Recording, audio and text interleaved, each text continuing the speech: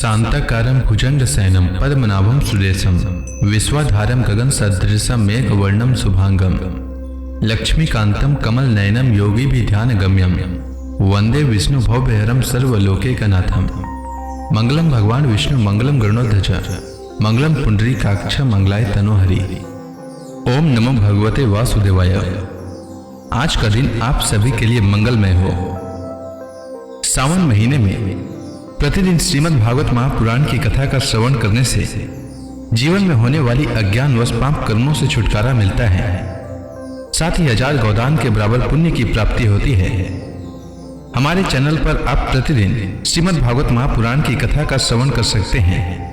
साथ ही इस चैनल पर सावन मास में आने वाली सभी व्रतों की कथा और व्रत से संबंधित जानकारी भी व्रत से पहले उपलब्ध करा दी जाती है। इसलिए हमारे चैनल को अवश्य सब्सक्राइब करें, साथ ही बेल आइकन को भी दबा दें और कथा अच्छी लगे तो लाइक अवश्य करें। अब आइए सुनते हैं सावन मास कथा का 27वां अध्याय। श्री सुखदेव जी कहते हैं, परीक्षित, तदंतर सबके आत्मा तथा सब कुछ देखने वाले भगवान श्री कृष्ण अपने से मिलन की आकांक्षा रखकर व्याकुल हुई कुब्जा का प्रिय करने, उसे सुख देने की इच्छा से उसके घर गए। कुब्जा का घर बहुमूल्य सामग्रियों से संपन्न था। उसमें श्रृंगार रस का उद्दीपन करने वाली बहुत सी साधन सामग्री भी भरी हुई थी। मोती की झालरें और स्थान स्थान पर झंडियां भी लगी हुई थी। चंदोए तने हुए थे, सेजें बिछाई हुई थी और बैठने के लिए बहुत सुंदर सुंदर आसन लगाए हुए थे। धूप की सुगंध फैल रही थी, दीपक की शिखाएं जगमगा रही थी। स्थान स्थान पर फूलों के हार और चंदन रखे हुए थे। भगवान को अपने घर आते देख कुब्जा तुरंत हड़बड़ाकर अपने आसन से उठ खड़ी हुई और सखियों के साथ आगे बढ़कर उसने विधि पूर्वक भगवान का स्वागत सत्कार किया। फिर श्रेष्ठ आसन आदि देकर विविध उपचारों से उनकी विधि पूर्वक पूजा की।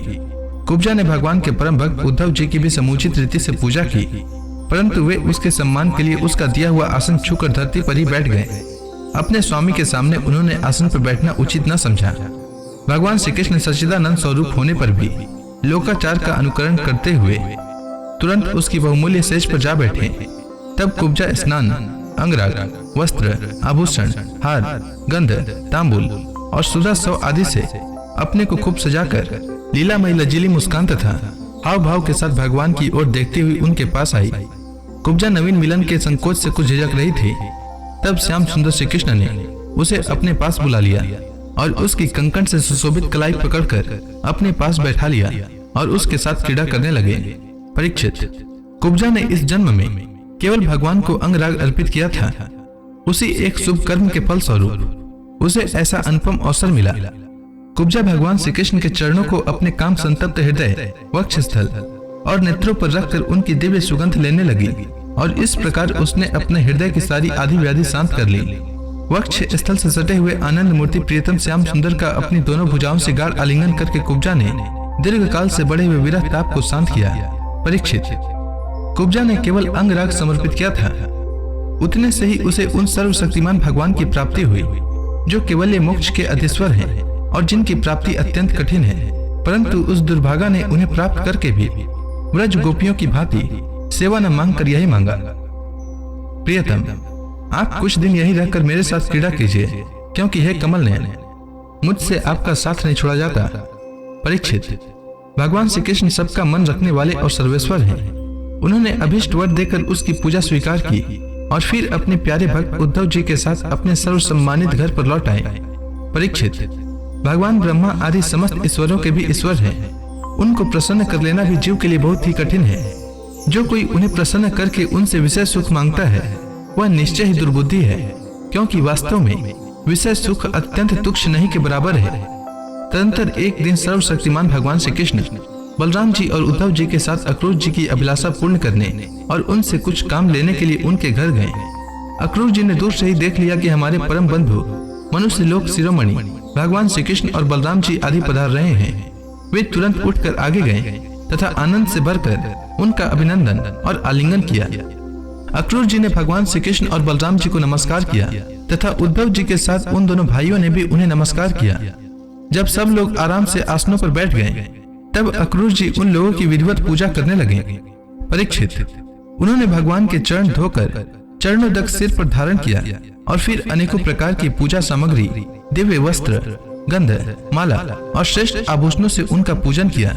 सिर झुकाकर उन्हें प्रणाम किया और उनके चरणों को अपनी गोद में लेकर दबाने लगे। उसी समय उन्होंने विनय पूर्वक भगवान श्री कृष्ण और बलराम जी से कहा, भगवान, यह बड़े ही आनंद और सौभाग्य की बात है कि पापी कंस अपने अनुयायियों के साथ मारा गया। उसे मारकर आप दोनों ने यदुवंश को बहुत बड़े संकट से बचा लिया है तथा उन्नत और समृद्ध किया है। आप दोनों जगत के कारण और जगत रूप आदि पुरुष हैं। आपके अतिरिक्त और कोई वस्तु नहीं है, न कारण और न तो कार्य।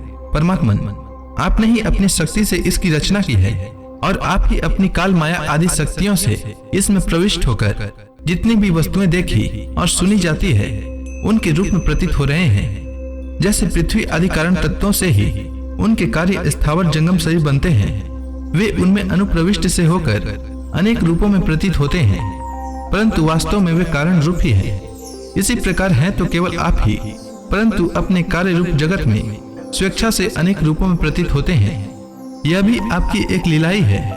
प्रभु, आप रजोगुण, सत्वगुण और तमोगुण रूप अपनी शक्तियों से क्रमशः जगत की रचना, पालन और संहार करते हैं, किंतु आप उन गुणों से अथवा उनके द्वारा होने वाले कर्मों से बंधन में नहीं पड़ते, क्योंकि आप शुद्ध ज्ञान स्वरूप हैं। ऐसी स्थिति में आपके लिए बंधन का कारण ही क्या हो सकता है।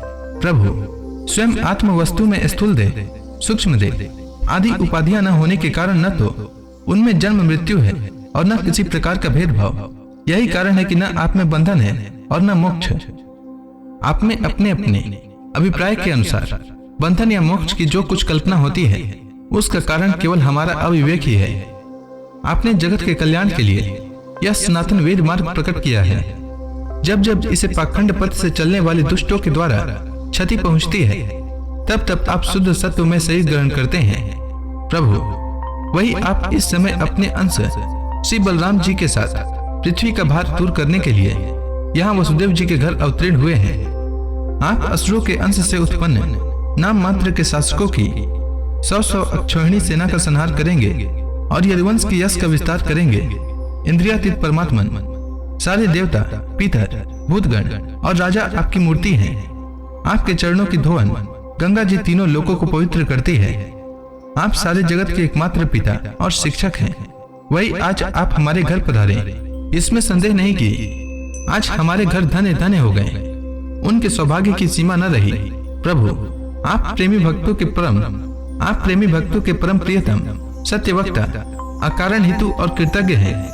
जरा सी सेवा को भी मान लेते हैं। भला ऐसा कौन बुद्धिमान पुरुष है जो आपको छोड़कर किसी दूसरे की शरण लेगा। आप अपना भजन करने वाले प्रेमी भक्त की समस्त अभिलाषाएं पूर्ण कर देते हैं, यहाँ तक कि जिसकी कभी क्षति और विधि नहीं होती, जो एक रस है, अपने उस आत्मा का भी आप दान कर देते हैं।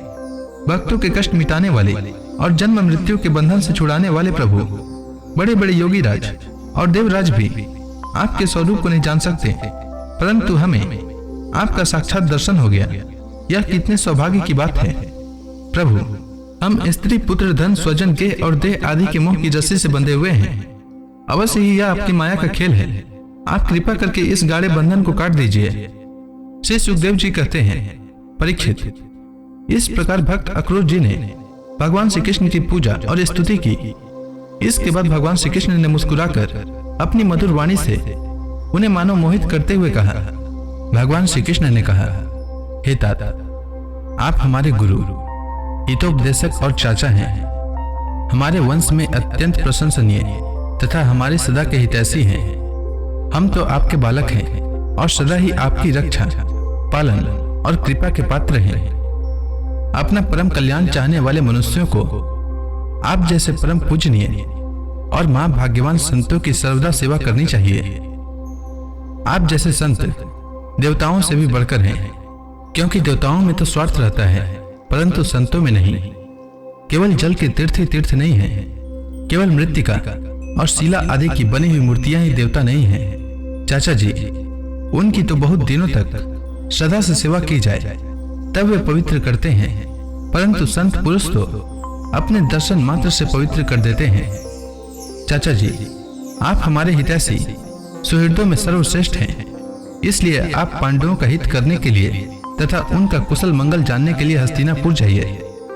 हमने ऐसा सुना है कि राजा पांडु के मर जाने पर अपनी माता कुंती के साथ युधिष्ठिर आदि पांडव बड़े दुख में पड़ गए हैं।